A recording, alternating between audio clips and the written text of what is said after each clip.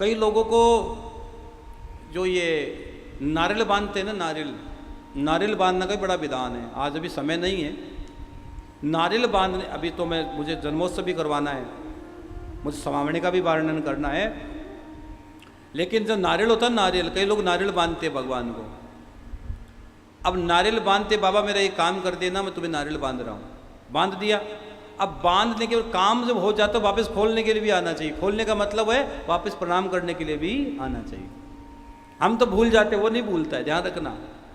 आप किसी भी मंदिर जाओ, किसी गुरु के पास जाओ, कहीं भी जाओ, अगर आपने बोला है तो अपने वचन को पूरा करना, इस बात का ध्यान रखना। आप कहीं भी जाओ, किसी गुरु के पास जाओ, किसी मंदिर में जाओ, कहीं पे भी जाओ, अगर आपने वहां कोई मन्नत मांगी है, वो होने के बाद वापस जाओ। अगर नहीं गए तो आपकी वो तब क्या बताएं। कई लोग आप ही उछल कूद करेंगे अंदर अंदर, यार हमने वो बोल के आया, वहां हमारा काम हो गया, वो हो गया। नहीं, अगर काम हुआ है तो वापस आओ, बाबा को धन्यवाद करो, ठाकुर तेरी बड़ी कृपा। तो नारियल बांधो तो मौली बांध लो, 11-21 रुपया ले लो। विशेष काम हो तो केसर का तिलक लगा लेना। मध्यम और काम हो, कोई भी मन का कोई मुरादे हो तो कुमकुम का तिलक लगा देना।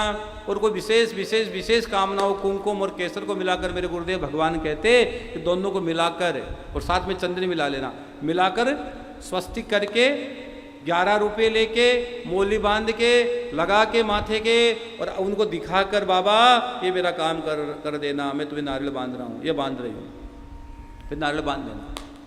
फिर माथे वहीं प्रणाम करके अपने घर चले जाना। मैं सच कहता हूँ, यहाँ देर हो सकती है लेकिन अंधेर नहीं है। आपका काम होगा होगा और होगा, पक्का होगा। भरोसा है तो हो जाएगा, नहीं भरोसा तो नहीं होगा। अभी मैं समावणी का जिक्र करूंगा, अभी मैं समावणी की कथा कहूंगा। कौन सी कथा कहूंगा? अभी मैं समावणी की कथा कहूंगा।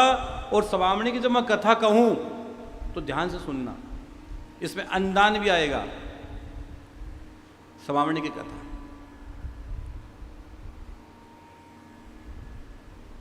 देखो, भूखे को भोजन मिल जाए और प्यासे को पानी मिल जाए, और हरे का सहारा बाबा है ही है। इसलिए खाटू श्याम जी में पानी की बात आई तो आप प्याऊ लगवाइए, 1 महीने की, 2 महीने की, 3 महीने की, आपको लगानी ही चाहिए। मैंने कई बार आपसे कहा है। और एक खाटू श्याम जी में हमने नई सेवा प्रारंभ की है, अन्नदान महादान। अन्नदान महादान का मतलब सबको भोजन मिले, जहां तक हम पहुंच पाए भोजन मिले। खाटू के दरबार में गरीब भी आते हैं, अमीर भी आते हैं, हर प्रकार के लोग आते हैं भैया, हर प्रकार के लोग आते हैं। तो हमारी इच्छा है कि यहाँ सबको भोजन की जितनी व्यवस्था हम लोग कर पाए। समावणी का नाम रहा है तो इसलिए कह रहा हूं, समावणी की बात आई है तो कह रहा हूं कि हमने विचार किया है कि खाटू श्याम जी में जब भोजन जाता है दीन दुखियों तक और लोगों तक, बन के जरूरतमंद असहाय लोगों तक, तो हमको एक तो गाड़ी में और एक रिक्शे में, एक तो हम पिकअप खरीद रहे हैं ट्रस्ट के लिए। क्या खरीद रहे हैं? पिकअप, जिसमें बहुत सारा सामान एक साथ रखा जाए और वो बांट दिया जाए, भोजन सबको बांट दिया जाए। पिकअप होगी तो बहुत लोगों तक हम पहुंच पाए, आसानी से वितरण हो जाएगा। तो इसके लिए एक तो पिकअप की व्यवस्था करनी है और एक रिक्शे की व्यवस्था कर रहे हैं। ई रिक्शा आता है आजकल, क्योंकि कई लोग बीमार आते हैं, कई गरीब लोग आते हैं, कई बीमार आते हैं, वो चल नहीं पाते हैं, तो उनको रिक्शा ले और बाबा के यहाँ तक छोड़ दे, तकलीफ नहीं हो। बाबा तो सबके हैं, सबको उसका दर्शन होना चाहिए, एक बात। और छोटी छोटी संकड़ी गलियों में गाड़ियां नहीं जा सकती, वहां रिक्शे चले जाते हैं, तो वहां भोजन आराम से हम पहुंचा सके, तो हर जन तक भोजन पहुंचे, भोजन वितरण हो जाए। अन्न और जल ये बहुत बड़ा दान है, तो इसलिए गाड़ी की व्यवस्था ट्रस्ट को करनी है। पिकअप की सेवा राशि है 12 लाख रुपए। पिकअप गाड़ी 12 लाख रुपए में आ रही है। अगर आपका मन करे कि महाराज जी एक पिकअप का दान हम करें, भगवान ने हमें इतना दिया है, वो बाबा श्याम के दरबार में चलेगी, खाटू में चलती रहेगी, खाटू की गलियों में घूमेगी, जय श्री श्याम नाम होगा और सब जगह उस पर भोजन रखा होगा। वहाँ से भोजन बटेगा सबको, तो आपका धन अमर हो जाएगा। और साथ ही साथ जो रिक्शा चलेगा उसमें न जाने कितने लोग बाबा का दर्शन करेंगे, कितने लोगों तक उसमें भी प्रसाद पहुँचेगा। तो रिक्शे की भी 1,71,000 की राशि हमने रखी है और 12 लाख रुपये पिकअप का है। अगर आपका मन करे तब छोटी बड़ी जो भी सेवा राशि भेजना चाहते हो, लेकिन इसमें आप सेवा जरूर करना। बड़ी राशि देना चाहते हो तो उसमें कर देना, क्योंकि हमारे QR कोड चलते रहते हैं, स्कैन करके आप भेज देना। जो आपका मन करे वो जरूर करना। भोजन में आपका भी हिस्सा होना चाहिए, कुछ हिस्सा आपका भी होना चाहिए।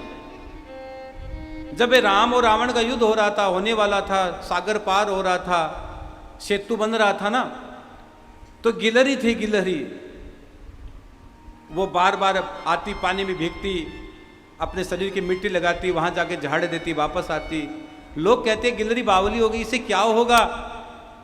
राम जी ने पकड़ लिया उसको और कहा सुनो, माना कि इसके होगा, इससे कुछ नहीं, लेकिन जब इतिहास लिखा जाएगा तो गिलहरी का नाम भी लिखा जाएगा। तो आज भी हम व्यासपीठ से उस गिलहरी का नाम लेते हैं।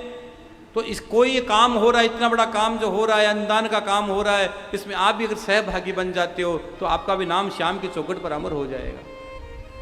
और खाटू श्याम जी में आनंदम धाम बन रहे हैं, बहुत सारे कमरे बन रहे हैं, गौ माता का बहुत बड़ा हॉस्पिटल हम लोग बनाने जा रहे हैं। एक तो जगह ट्रस्ट ने ले ली है, अब एक जगह और ले रहे हैं, वहाँ केवल गौ माता का हॉस्पिटल बनेगा। जो जगह ली है वो कम पड़ रही है गौ माता के हॉस्पिटल के लिए। मैं चाहता तो इंसानों का बना देता, खूब कमाई होती।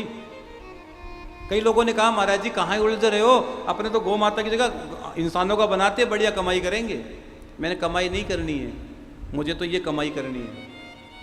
मेरे गुरुदेव जो मुझे देख के गए हैं, ये असली धन कमाना, नकली धन का करना क्या है, इसको सब छोड़कर चले जाएंगे। धन तो वो कमाओ तो जानने के बाद भी तुम्हारा साथ दे, तुम्हारे साथ जाए, वो असली धन है। नकली धन में नहीं कमाना है, मुझे तो वो धन कमाना जो असली हो, जो साथ चले।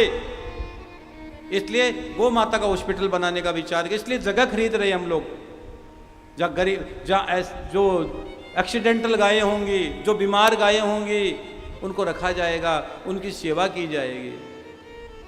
हाँ, आजकल बहुत से लोग गाय जो दूध देती है तब तक तो ठीक है, उसके बाद लोग घर से निकाल देते गाय को भी। इंसानों की तो बात ही छोड़ो, गाय को घर से निकाल देते।